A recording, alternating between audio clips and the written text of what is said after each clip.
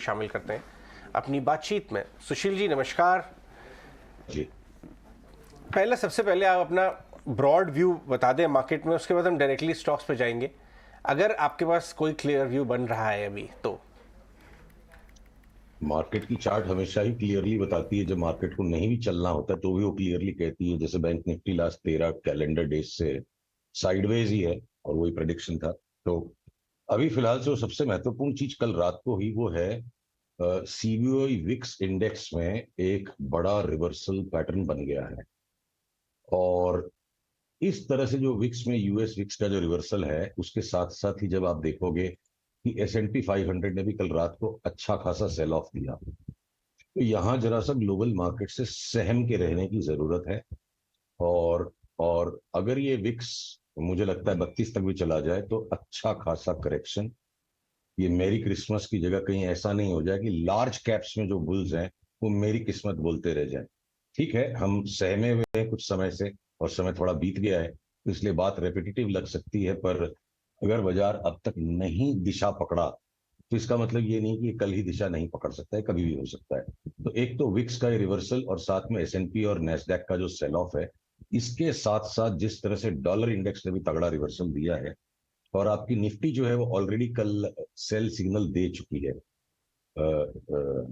ये देखिए long term trend line को भी, लॉन्ग टर्म मतलब 2 महीने की ट्रेंड लाइन को भी, जो अगर निफ्टी यहाँ तोड़ चुकी है तो लार्ज कैप्स में तो देखिए बहुत ज्यादा सावधान हो जाने का बाजार बन गया है। तो मैं निफ्टी पे क्या स्टॉप लॉस बनाऊं? तो 18,920 के ऊपर अगर चला गया तो ये हमारे सहमने का व्यू हम वापस सस्पेंड कर देंगे, पर लार्ज कैप्स में तेजी इन जनरल नहीं करनी है। बैंक निफ्टी भी आप देखो, कितने दिनों से, ये 14 दिनों से सिर्फ इसी तरह साइडवेज ही मूवमेंट दे रहा है, अगर ये चार्ट आपके स्क्रीन पे आ रही है तो। और ये भी किसी भी टाइम अचानक से कॉन्फर्मेशन दे सकता है। आज का लो टूट जाएगा तो बैंक निफ्टी में भी शॉर्ट सेल सिग्नल कंफर्म हो जाएगा। बट बड़ी मजे की बात यह है कि इस वक्त भी इस बाजार में एक के बाद एक दुनिया भर के सभी सेक्टर्स में एक दो स्टॉक्स बिल्कुल रॉकेट लाइक मूव के चार्ट्स फेंक रहे हैं ऊपर की तरफ। तो संक्षेप में अगर ये कहें कि कछुए सारे अपनी चाल चल चुके हैं और अभी भी खरगोश ऐसे हैं जो उछल उछल कर अंतिम पड़ाव तक जाने के लिए बड़ी रफ्तार से कूदने की कोशिश कर रहे हैं। अच्छी लगी जो आपने ये साइन दिया था। इनफैक्ट मैं एक बार अपने डायरेक्टर साहब से कहूँगा कि 6 महीने का आप मारुति का चार्ट दिखाइए, आप आईटीसी का चार्ट दिखाइए 6 महीने का, आप आईसीआईसीआई बैंक का दिखाइए और रिलायंस का दिखाइए, क्योंकि सुशील जी ने एक बहुत पैटर्न ड्रॉ किया है। एक तरह से उन्हें ऐसा लग रहा है कि जिस हिसाब से ये देखिए रिलायंस का 6 महीने देखिए टॉप बन के एकदम टॉप के साथ नीचे आना शुरू हो गया, 2850 का टॉप। आईटीसी में देखिए 300 करीब करीब 60 का टॉप बना। आईसीआईसीआई बैंक को भी निकाल के लाइए। जिस तरह से एक एक करके बड़े इंडेक्स कंपोनेंट्स टॉप बना के उन्हें रीटेस्ट नहीं कर पा रहे, इनेबिलिटी है और नीचे की तरफ झुकाव है उनका, वैसे ही दूसरे और भी आएंगे और इसलिए इंडेक्स पूरा भारी हो जाएगा। ये बहुत शानदार पॉइंट आपने बताया। सुशील, अगर मैं आपसे ये पूछूं थोड़ा और कि कुछ और निफ्टी के कंपोनेंट जो आपके रेडार पे हैं जो सिमिलर टॉपिंग आउट पैटर्न बना रहे हो या बना सकते हैं पोटेंशियली आगे आने वाले समय में, जो इन्वेस्टर्स देख सकते हैं? देखिए पूरा मार्केट एक साथ टॉप होगा और बॉटम अगर होगा तो इतने सारे स्टॉक्स की और इंडेक्स की भी जरूरत नहीं है।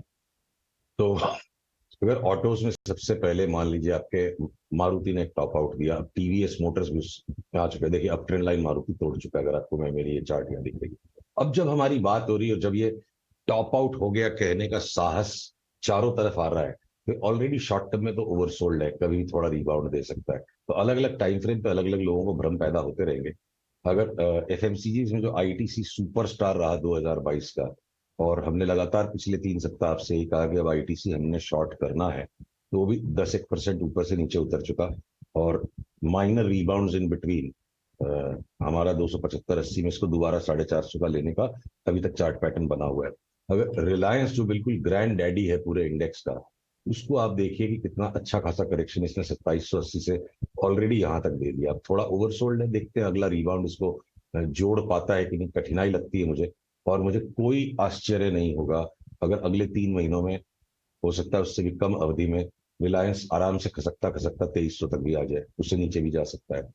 तो अब उसी तरह अगर बैंक्स में मैं देखूं, HDFC bank, ICICI bank top out का सिग्नल दे चुके, ऑलरेडी एक डिसेंट करेक्शन सेट इन हो गया है। एक्सिस बैंक भी उसी तर्ज पे है। बैंक्स में मैंने जैसे आपसे कहा कि लार्ज कैप बैंक्स में बंधन बैंक छोड़ के हम हर एक बैंक को बेचने का इंतजार कर रहे हैं, और जो बेतहाशा तेजी हमने पीएसयू और स्मॉल बैंक्स में भी खाई, उनमें सब में से प्रॉफिट टेकिंग करके निकल चुके हैं। तो ऑटोज भारी हो गए, बैंक्स भारी हो गए, एफएमसीजीज में भी ना ना ना ना करते करते हिंदुस्तान लीवर अपने नए हाई की तरफ करीब करीब पहुंच गया। टाटा कंज्यूमर टॉप आउट हो चुका है। तो सभी एक एक करके लार्ज कैप स्टॉक्स बारी बारी बारी अब यहां से करेक्शन दे रहे हैं। कि करेक्शन इंटेंसिफाई होता है कि नहीं, हमें देखना है। राइट। सुशील, ऐसे में जहां पर आपको टॉप आउट के साइन नहीं दिखते हैं, जहां आपको रिवर्सल के साइन दिखते हैं, क्या मेटल पैक में आपको एल्यूमिनियम पैक से, स्टील काउंटर से कहीं पर आपको अब रिवर्सल के साइन दिखते हैं जहां पर पोजीशन बाई की बनाई जा सकती है? नहीं जी, देखिए टाटा स्टील भी जो है ना 20% करेक्शन की तैयारी में है। कल का ये जो फ्लेयर अप था और ये जो ब्रेकआउट ट्रेडिंग करना, देखिए technical analysis is actually social science. इसको लोग जबरदस्ती फिजिक्स बना रहे हैं। पैसा जो है बहुत ही एक मानवीय कंसेप्ट है।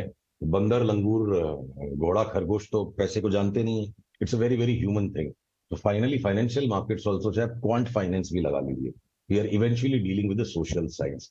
फिर ब्रेकआउट पे ले लो, वो ब्रेकआउट के पैटर्न्स जो है इतने ज्यादा अब्यूज्ड हो चुके हैं कि ब्रेकआउट्स पे ट्रैप बनते हैं। टाटा स्टील ने ट्रैप बना दिया। हमने परसों का ट्विटर पे रात में पोस्ट किया, can Tata steel go down by 30%, sentiment को चेक करने के लिए। अभी मेरे हिसाब से नीचे की चाल बन चुकी है, 90-92 तक आ सकता है। सिमिलरली चाल सेल की है। जिंदल पैक के जितने भी स्टील के स्टॉक्स ने बेतहाशा परफॉर्मेंस दिया, वो सब अब करीब करीब चरमरा रहे हैं। डाउन ट्रेंड शुरू नहीं हुआ है। तो मेटल्स भी अब यहां से बाजार को और खींच पाए ऐसी जगह नहीं लगती, बाजार का मतलब निफ्टी को। तो अब उसमें एक अपवाद हो सकता है कि वेदांता खरगोश की कैटेगरी में अचानक से बड़ा सरपट भाग जाए 4-5 दिन में और बड़ा लार्ज परसेंटेज मूव दे दे, क्योंकि वो बहुत वॉलेटाइल है। तो ये स्पर्ट्स खेलने के जितनी ही मेरे को तेजी लगती है, ट्रेंड्स खेलने वाली तेजी बची है ऐसा अभी आसार नहीं लगता। और दुनिया भर के बी ग्रुप स्टॉक्स के अंदर में अगर वो बेसिक अगर समरी इसको ऐसे की जाए, alpha is overpriced, short alpha and get loaded on beta.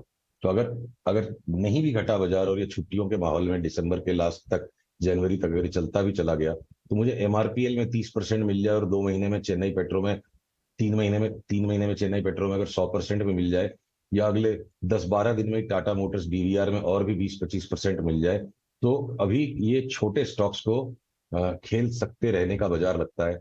GNFC, GSFC के अंदर अगर बाई के पैटर्न आ गए, चंबल भी 20% उड़ जाए ऊपर 1 महीने में, या क्लीन साइंस एक अब 6 महीने का व्यू लो, ये बाजार या इमीडिएट टाइम फ्रेम पे रोज की ट्रेडिंग का बाजार नहीं है। क्लीन साइंस में हमने एक बड़ा बाई कॉल निकाला, 6 महीने के व्यू में स्टॉक कम से कम डबल हो सकता है।